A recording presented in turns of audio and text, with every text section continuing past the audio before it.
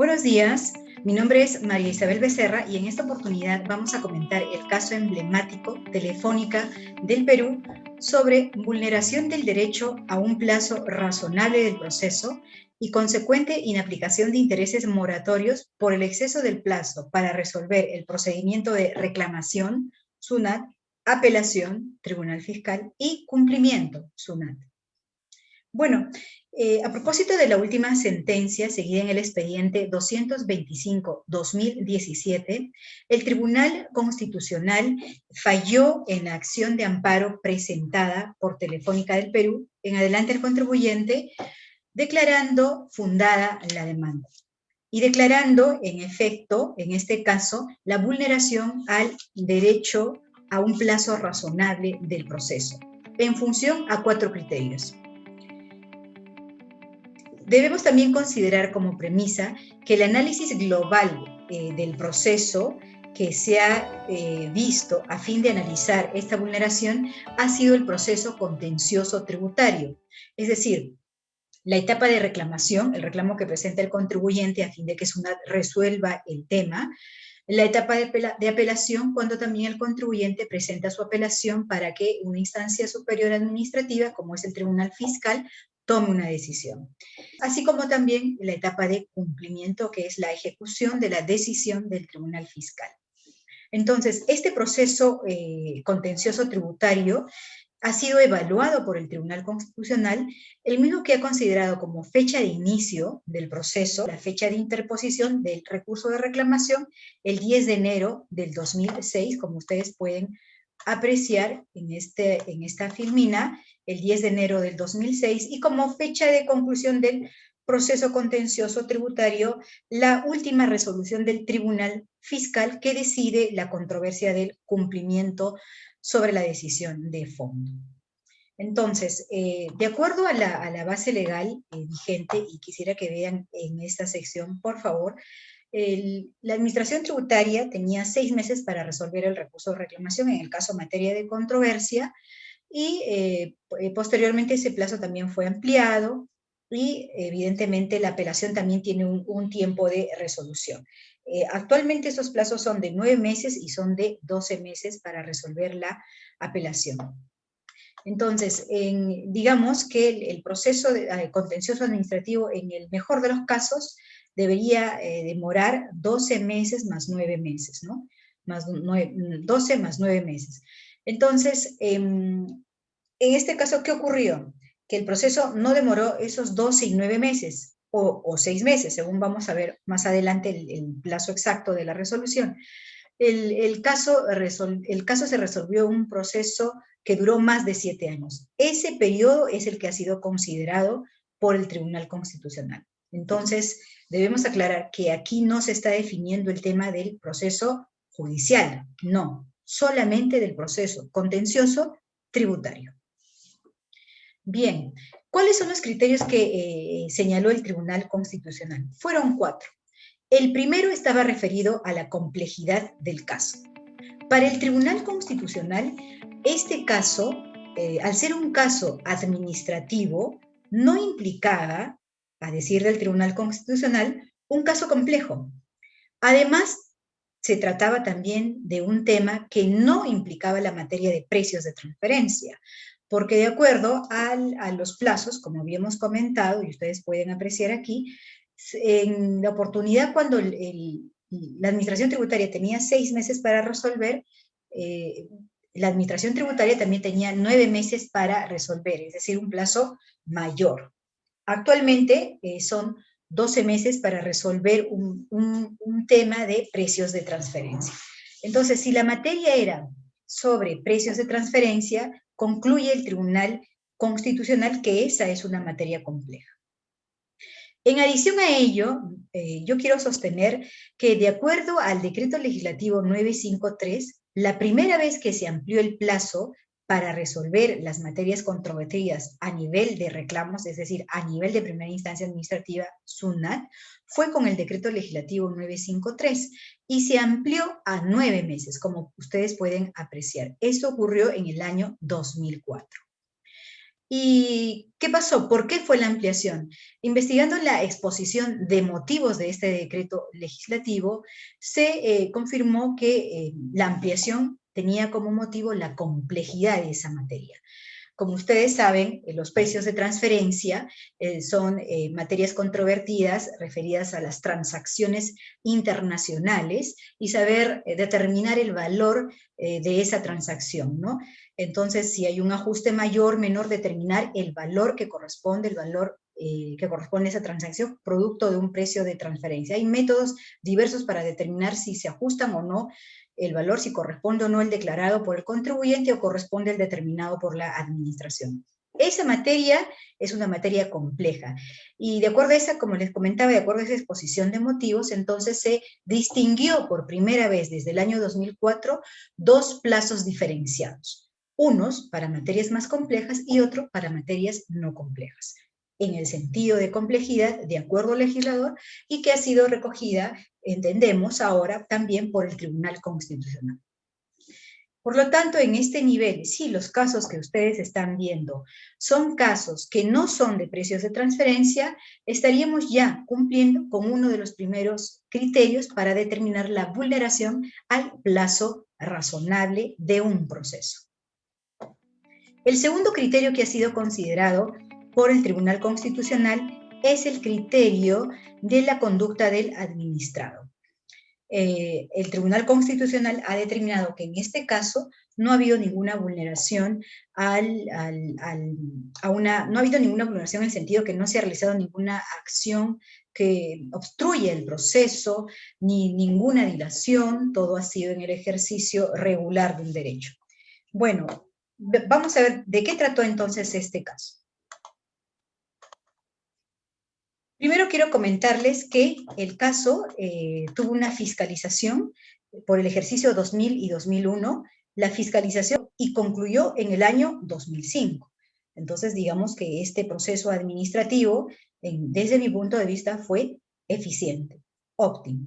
Inició y culminó justo en el plazo de prescripción. No es un tema a tocar, solamente estamos haciendo como un pequeño antecedente para saber de qué trató. ¿Y cuáles eran los reparos? Hemos visto esa resolución de determinación, también la resolución del Tribunal Fiscal que resuelve los reparos, así como la resolución de intendencia. Y los reparos eran abrumadores, referidos al valor de mercado de ciertas transacciones, en efecto referidas al valor de mercado de la red analógica Nortel, las ventas a valor de mercado de ese tipo de operaciones o transacciones. También estaban vinculadas a reparos de gastos ajenos al giro del negocio, enajenación de bienes por transferencia patrimonial, costo de activo fijo deducido extracontablemente como gasto, provisión de cobranza dudosa, costo del activo fijo, cargas financieras, documentos que no sustentaban gastos, saldos a favor, gastos de ejercicios anterior, baja de existencia sin sustento, modificación del coeficiente, baja de existencias, enajenación de bienes, entre otros reparos. Y dicho sea de paso, además este tipo de determinación fue objeto justamente de reclamación, ¿no? Según también advertimos en la audiencia, se determinó que ciertos reparos fueron objeto de cancelación, pero otros reparos también fueron objeto de impugnación. Y estos son los reparos también que han sido citados en la resolución del Tribunal Fiscal. Como ya lo habíamos dicho, no es una materia compleja para efectos de considerar como un criterio determinante de la vulneración del plazo razonable del proceso. Bueno, entonces queríamos referirnos a la conducta del administrado. Justamente ese tipo de cantidad de reparos fue objeto de reclamo, tuvo un proceso administrativo, tuvo también su resolución la administración tributaria declaró fundada en parte el recurso de reclamación, se presentó un recurso de apelación ante esta primera decisión administrativa y fue objeto de apelación, ¿no? Para que el tribunal tome una decisión. El tribunal tomó una decisión. En virtud del Código Tributario, el contribuyente hizo uso de su derecho de solicitud petición y solicitó la aclaración de la resolución del Tribunal Fiscal, la misma que fue declarada infundada por el Tribunal Fiscal, por la misma sala, y la sala también amplió su fallo. Con lo cual, ante esta decisión del Tribunal Fiscal, lo que correspondía, y como ocurrió en el caso, es que la Administración Tributaria emitió una primera resolución de cumplimiento. Emitida esta resolución de cumplimiento y no estando conforme el contribuyente, presentó un recurso de apelación, como ustedes pueden ver en este cuadro. El tribunal, en este caso la Administración Tributaria, declaró inadmisible esa apelación, inadmisible, y seguidamente el contribuyente, en uso de sus derechos, del derecho a recurrir y aplicando supletoriamente el derecho administrativo, impugnó esta resolución. Posteriormente, el Tribunal Fiscal atendió ese pedido de revisión del cumplimiento y precisamente revocó extremos de la primera decisión del Tribunal Fiscal respecto al cumplimiento y también revocó la anterior resolución de intendencia. Lo importante es saber que esta resolución del Tribunal Fiscal entonces realizó un ajuste al primer cumplimiento. Realizado ese tipo de ajuste, el contribuyente solicitó una aclaración, la misma que fue declarada improcedente. Hasta este momento, como ya había sido declarada improcedente esa solicitud de aclaración de la RT, que corrigió el primer cumplimiento, entonces la Administración Tributaria ya estaba justamente esperando que terminara todo el proceso administrativo para emitir su resolución y la segunda y última resolución de cumplimiento en este caso. Esa segunda y última resolución de cumplimiento fue objeto de apelación. Entonces, ¿por qué estoy contando y narrando este tipo o los hechos que se suscitaron en el caso? Porque el derecho de recurrir del contribuyente tuvo un ejercicio pleno, se ejercitó en aras obviamente a defender sus posiciones, las mismas que fueron atendidas por la Administración Tributaria y también fueron atendidas por el Tribunal Fiscal. Entonces, evidentemente, luego del recurso de reclamación, hubo una presentación del recurso de apelación y posteriormente se pidió la aclaración de la resolución de fondo y toda esta etapa de cumplimiento que duró aproximadamente 2 años, aproximadamente 2011, 2002, más de 2 años. Empezó en febrero 2011, estaba ya notificada la resolución del Tribunal Fiscal que declaraba infundada la primera aclaración y posteriormente concluye el 19 de abril del 2013 se presenta una apelación y hasta ese momento, el plazo que había transcurrido eran más de 2 años, 2011, 2012 y meses del 2013. Entonces, vemos que toda esta situación ha sido un proceso tedioso, digamos, un proceso complicado, un ejercicio pleno del derecho a recurrir, un ejercicio del derecho de defensa. Entonces, vemos que el Tribunal Constitucional, evidentemente, en aras a respetar el derecho de defensa, ha indicado que no ha visto ninguna conducta que implique una obstrucción del proceso, ni tampoco una dilación. ¿Y eso por qué? Porque el derecho de defensa es un derecho potente, porque el derecho de recurrir es un derecho potente.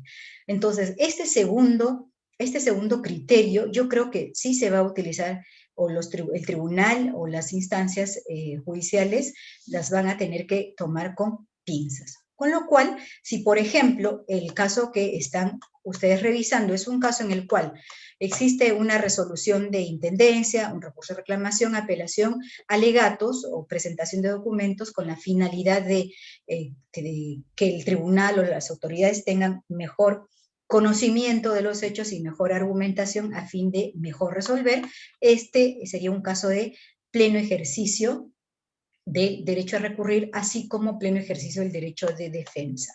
No habría razón para encontrar este criterio o considerar este criterio como no cumplido. Pasemos al segundo criterio, que es la conducta de las autoridades.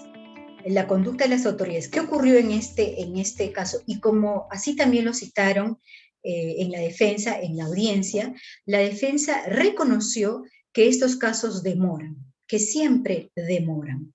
Entonces, evidentemente, si el Tribunal Constitucional, como magistrados, evidentemente tienen que también tener en consideración los alegatos considerados en la audiencia. Y había una indicación respecto a que la demora era consentida, sí se había consentido la demora. Además, también ya hay posiciones, inclusive seguidas por las Cortes internacionales, respecto a la carga o la falta, la ausencia de recursos, no pueden ser justificaciones para decir que se excedieron en resolver en el plazo, ¿no? Y también en este caso se sustentó como un motivo de justificación o de la demora por parte de la autoridad administrativa, la autoridad que decide la controversia, se consideró como un motivo la carga procesal, pero ya está descartada de plano que la carga procesal sea un justificante de la demora. Algún justificante que podría haber sido anotado como justificante de la demora podría ser la complejidad del caso, ¿no? Pero esa sería solamente la complejidad del caso referida a precios de transferencia. Con lo cual, el criterio 1 y el criterio 3 están enlazados, ¿no? Enlazados en la medida que solamente la autoridad administrativa, SUNAT y el Tribunal Fiscal, solamente podrán invocar la justificación de la demora si la controversia estaba referida a precios de transferencia. Esa es mi opinión en relación a la relación de estos criterios, ¿no? Hay una relación entre los criterios. El cuarto criterio que ha sido anotado está referido a la afectación de la situación jurídica del contribuyente. Y cuando se anota este criterio, se hace mención a la resolución de ejecución coactiva, y se indica también en la sentencia del Tribunal Constitucional que la resolución de ejecución coactiva, con motivo de este proceso, había anotado una deuda exigible de 150.842.142 soles, de los cuales 85.104.261.000 correspondían a intereses moratorios. Es decir, más del 50% de la deuda correspondía a intereses moratorios. ¿Qué es lo que se está invocando o qué es lo que se está diciendo? Que hay una afectación en proporción a la deuda. Pero no solamente había una afectación en proporción a la deuda, porque de acuerdo a la audiencia que obra también en la página web del Tribunal Constitucional, en la audiencia se hizo mención a sumas astronómicas, y evidentemente las sumas astronómicas estaban referidas a el pago de 729 millones solamente por intereses moratorios que correspondían al exceso del plazo por resolver, ¿no? Además hizo mención a 582 millones referidos al capital y 852 millones referidos a intereses moratorios. Es decir, y también así señaló la defensa de la administración que ya estaban perdiendo los casos, o sea, en el peor de los casos, el contribuyente ya de plano tenía que abonar 582 millones de capital y 852 de intereses moratorios, en el supuesto que definitivamente perdiera el caso. Y a eso se añadía, además, que luego de la determinación, el contribuyente sí había cumplido con reconocer algunos reparos y pagar algunos reparos. Oídos que escuchan, ojos que miran, convicción que se forma. Entonces, evidentemente hay, y esto nos pueden decir nuestros amigos economistas, si se hace mención a una deuda de 729 millones de deuda de intereses moratorios, o si se hace mención a una deuda acotada en la primera la primera resolución, ya la final, la segunda y última de cumplimiento, de 2.163.333 o 1.580, 924, 820, de los cuales de los 2.163, 1.580 millones corresponden a intereses moratorios, ¿no? Entonces, esto no es el presupuesto de una nación, no es el presupuesto de o si no es de una nación, no es el presupuesto de una entidad del Estado. ¿Es razonable que un contribuyente abone esta cantidad con motivo de deuda tributaria? ¿Es razonable? ¿Hay proporción? ¿No es confiscatorio? ¿No es confiscatorio? Es notoriamente irrazonable. Y al ser notoriamente irrazonable, no necesitamos de una acreditación número por número para saber si había una vulneración a algún derecho. Y evidentemente, en este caso, había una vulneración a los principios, por lo menos, al principio de razonabilidad, al principio de proporcionalidad, al principio de no confiscatoriedad. Aunque se invoca que a fin de alegar y sustentar la violación al principio de confiscatoriedad debe haber una acreditación exhaustiva o una probanza. Probanza que no es objeto de los recursos de las acciones de amparo, porque las acciones de amparo, como también se señaló en esta sentencia del Tribunal Constitucional, son acciones en las cuales se determina el derecho, ¿no? Son acciones de puro derecho. Se razona sobre los argumentos en las materias controvertidas, ¿no? Se razona sobre el derecho. Entonces, pero si estos son actos o hechos notorios, con mayor razón, no requieren de prueba. No requieren de prueba. Entonces, que sea este un caso emblemático, a fin además de invocar a las instancias inferiores al Tribunal Constitucional a que cumplan con el principio de predictibilidad respecto al respeto a los principios de razonabilidad, al principio de proporcionalidad y al principio de no confiscatoriedad, con las bemoles que tiene este principio, ¿no? Evidentemente no es razonable que con motivo de los intereses moratorios se confisquen una proporción del patrimonio del contribuyente.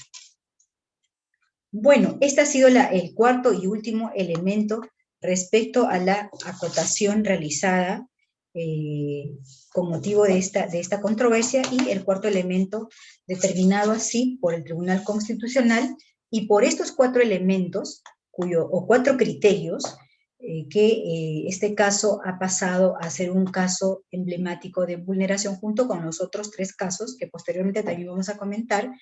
Se ha considerado como un caso de vulneración del plazo razonable. Tengan presente que es un caso de plazo razonable del proceso contencioso tributario.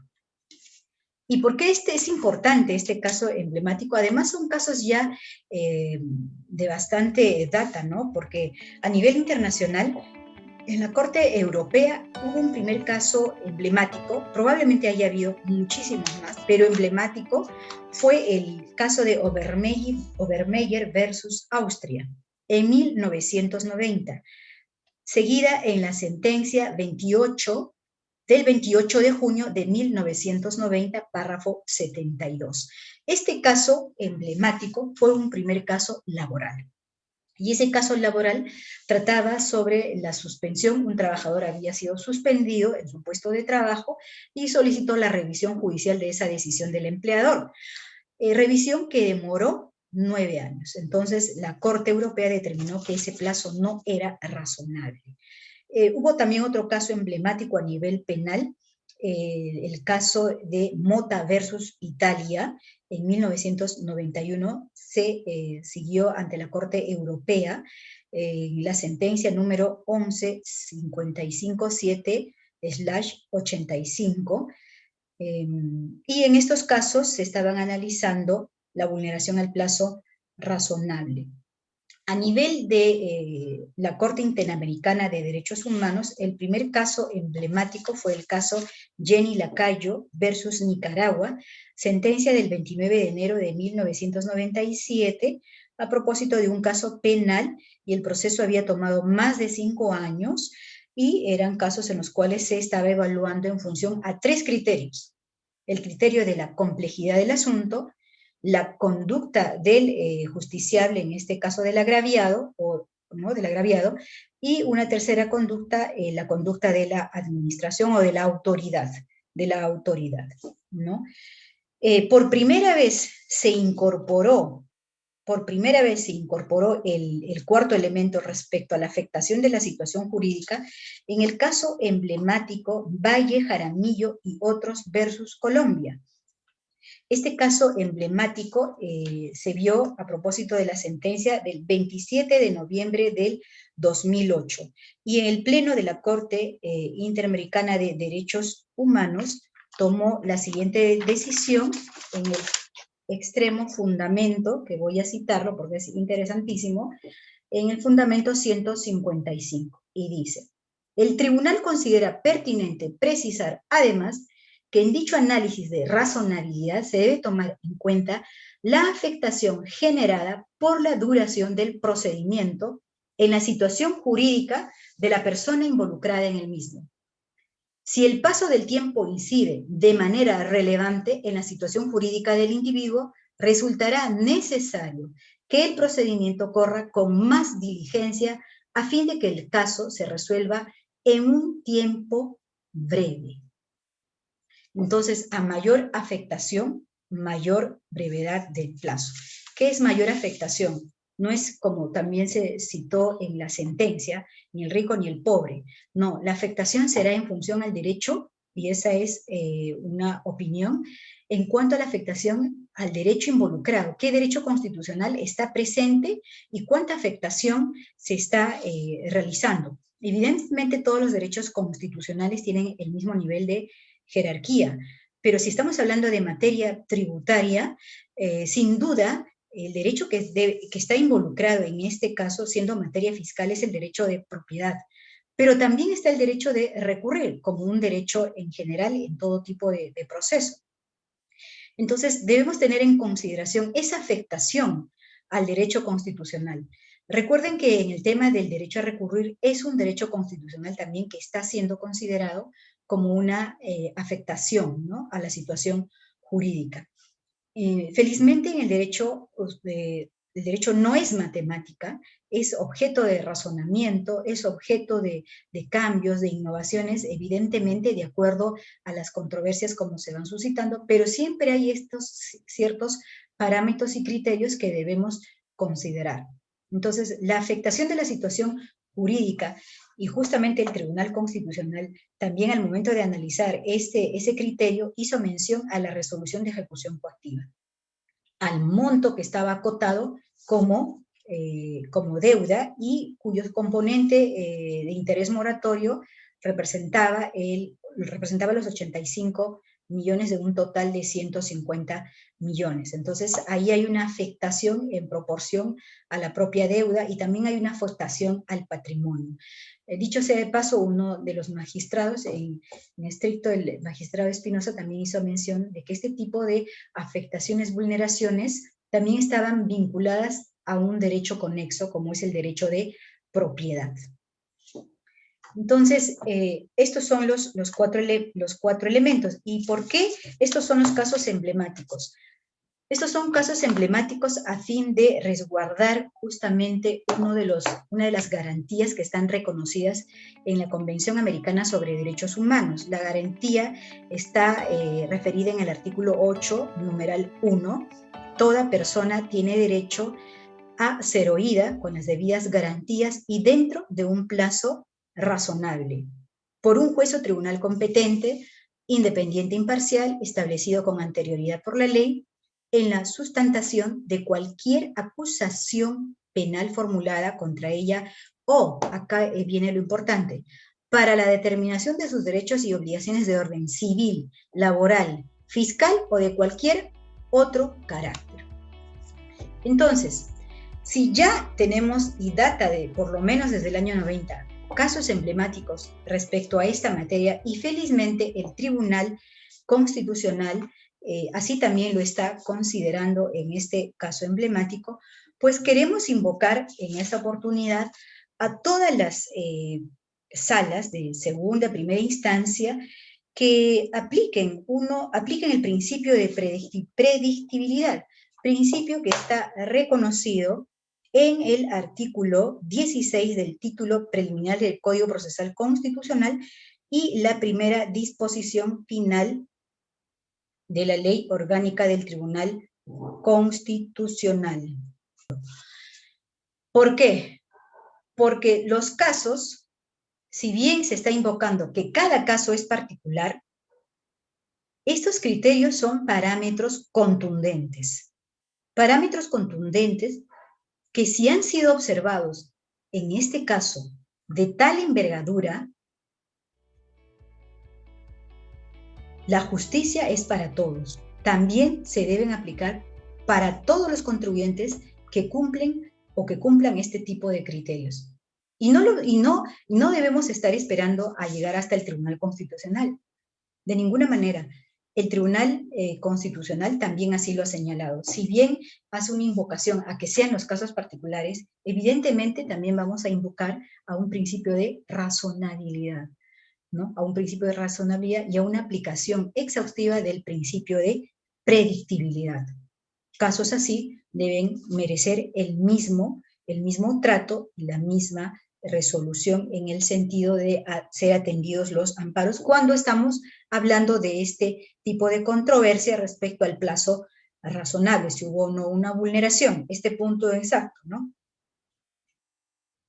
Bien, dicho esto hasta aquí, entonces, el contribuyente lo que había solicitado, y para esto primero queremos mencionar el artículo 29 y el artículo 33 del Código Tributario. De acuerdo al artículo 29 del Código Tributario, se establecen los plazos para pagar las deudas tributarias. Y los plazos son los plazos que siempre conocemos, hemos conocido y que se están aplicando. Es decir, para la determinación anual hay unos vencimientos, incluso se publican los vencimientos, para los pagos a cuenta del mismo modo hay vencimientos, ¿no? Entonces, ¿qué ocurre? De acuerdo al artículo 33, y este es el caso, ocurría así cuando estaba vigente ese artículo 33, y ahora vamos a hablar un poco, vamos a aterrizar en el tema, digamos, legal. De acuerdo al artículo 33, los intereses moratorios se aplican desde el día siguiente hasta la fecha de pago inclusive. Entonces, el contribuyente, si ustedes ven, por favor, pueden apreciar en esta filmina, el contribuyente, ¿por qué estaba solicitando este tipo de, digamos que no se apliquen los intereses moratorios? Porque si hubo una acotación y una omisión por parte de fiscalización, esa omisión de la DJ anual, por ejemplo, se estaban computando intereses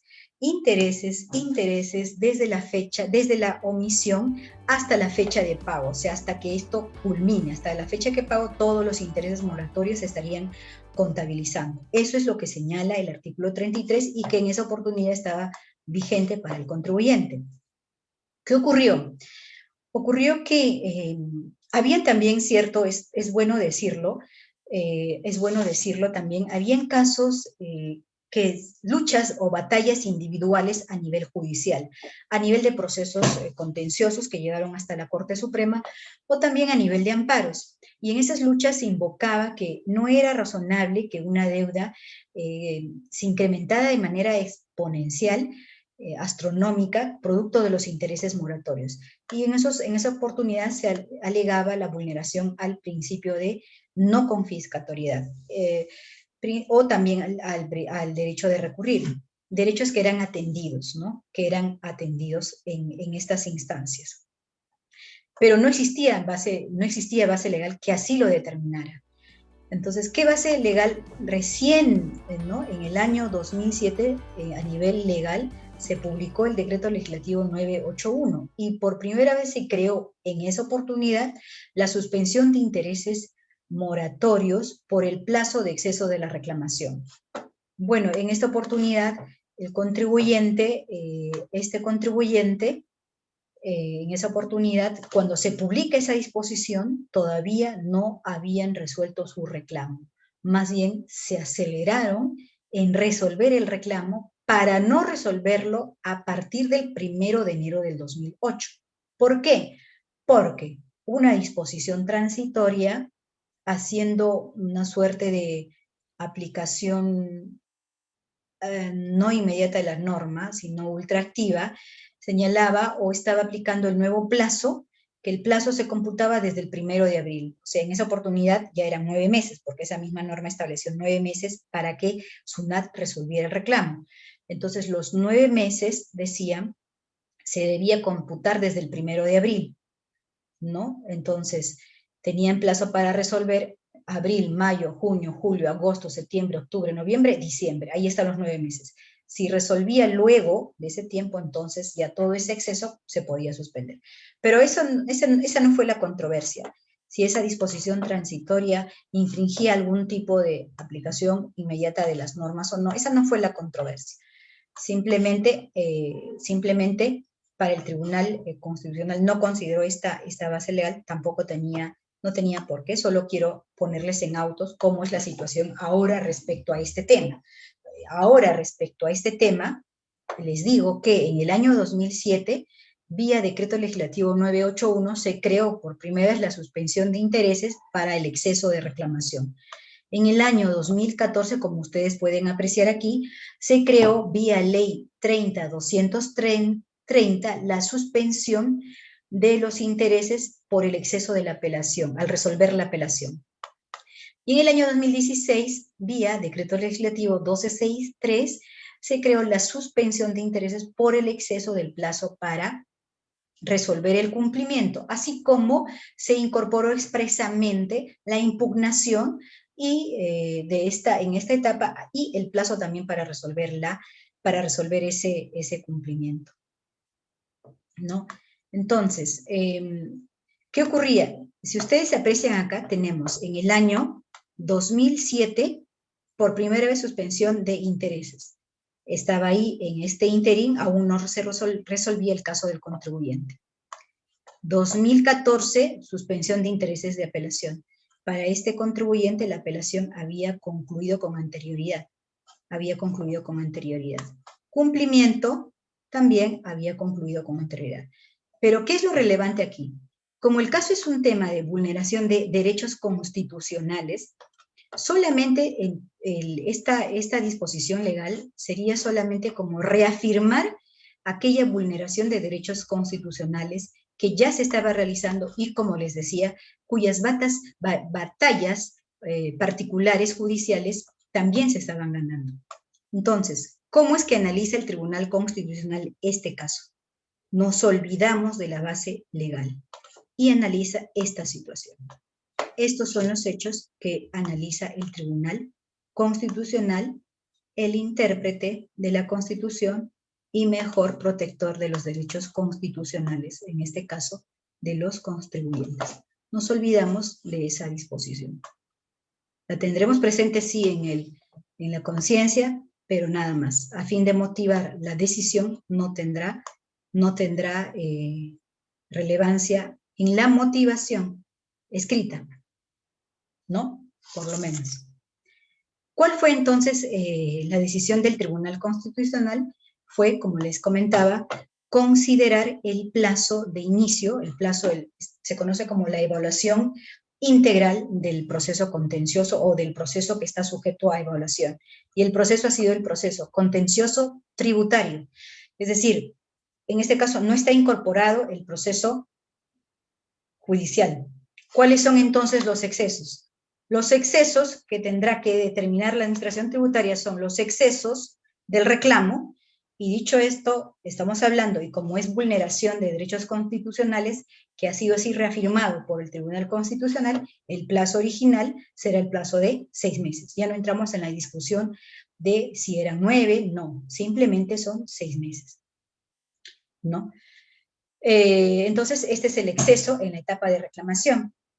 El exceso en la etapa del Tribunal Fiscal, aquí tenemos un exceso, el expediente ingresó al Tribunal Fiscal el 3 de enero del 2008 y la resolución, bueno, pasó un año y no se resolvía el asunto, pasó otro año, 11 meses y 9 días y se resolvió el asunto vía la resolución, la RTF 17048 17044-8-2010 sobre el fondo del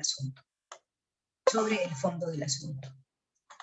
Bueno, luego de concluido ya el proceso administrativo de fondo, como les comenté, había todo un tema de ejecución de cumplimiento, ¿no? En la ejecución de cumplimiento también habrán excesos en la etapa de cumplimiento, obviamente, ¿no? Obviamente. Hay también excesos en la etapa de cumplimiento, como ustedes podrán advertir. Entonces, vamos a entrar ahora al análisis, y así lo estamos haciendo seguidamente para no complicarnos. Entonces, estos son los excesos que se tendrán que considerar. ¿Y qué ocurre? ¿Qué ocurre? Que habiendo ya agotado, digamos, ya la defensa, toman la decisión de y asumir que ya el Tribunal Fiscal, ya en una oportunidad, corrigió el primer cumplimiento y definitivamente ya iba a confirmar la segunda resolución de cumplimiento. La segunda resolución de cumplimiento es cuando esta resolución de cumplimiento, como les comentaba, esa resolución ha sido considerada por el contribuyente como el acto lesivo al derecho al plazo razonable. También se invocó derecho a proscripción del abuso del derecho, así como la vulneración a la no confiscatoriedad de los tributos en virtud del artículo 74 de la Constitución. Entonces, de los cuales ya todo se ha encaminado en el tema del plazo razonable, pero implícitamente, sin duda, en función al derecho de propiedad, en mi modesta opinión. Entonces, esta resolución, la segunda de cumplimiento, es aquella que indica como deuda 2.163 millones, de los cuales 1.580 millones corresponden a intereses moratorios. Este acto lesivo, si ustedes ven aquí, este acto lesivo, luego que apela a ese segundo cumplimiento, y estando pendiente esa resolución del Tribunal Fiscal para que tomara la decisión respecto al segundo y último cumplimiento, es cuando el contribuyente considera que hay una amenaza a sus derechos y por lo tanto, evidentemente presenta una demanda de amparo, ¿no? Antes de que se decidiera la resolución de cumplimiento. Pero en esta oportunidad, digamos, vamos a un poquito analizar este tema, ¿no? El contribuyente ya tenía definida la deuda tributaria con la resolución del Tribunal Fiscal de Fondo. O sea, la controversia ya estaba decidida. Aquí también podría ser objeto de análisis en qué medida fue el ajuste del cumplimiento, ¿no? Que no ha sido materia de análisis. Pero, digamos, podía servir como argumento para indicar que no había ninguna necesidad de agotar ninguna otra ya medida. O sea, no era necesario estar con el embargo concluido para recién proceder a realizar la demanda de amparo. La primera instancia considera que la deuda tributaria está judicializada, entonces no se sabe si al fin y al cabo este contribuyente va a tener una deuda determinada, una deuda final. Al no conocer una deuda final, no se conocen los intereses y esa es la razón por la cual se considera improcedente la acción de amparo, ¿no? Y esta primera instancia sí estimó que no era necesario agotar la vía administrativa. Por el contrario, la segunda instancia consideró que sí era necesario agotar la vía administrativa, y este caso es emblemático también desde el punto de vista procesal y es sumamente interesante, y en realidad hay una protección correcta por parte del Tribunal Constitucional, porque señala que no es necesario, bueno, esta sala, ¿no?, indicó, situación que ha sido negada ya por el Tribunal Constitucional, felizmente, esta sala señaló que no había ninguna cobranza coactiva, no había ninguna agresión irreparable, y bueno, también indicó que no existía una deuda definitiva, y esas eran las razones por las cuales era necesario agotar la vía previa, es decir, terminar esta vía administrativa, es decir, tener la cobranza coactiva, estar ya en embargo, para poder recién recién poder alegar la protección del derecho constitucional ante la amenaza inminente.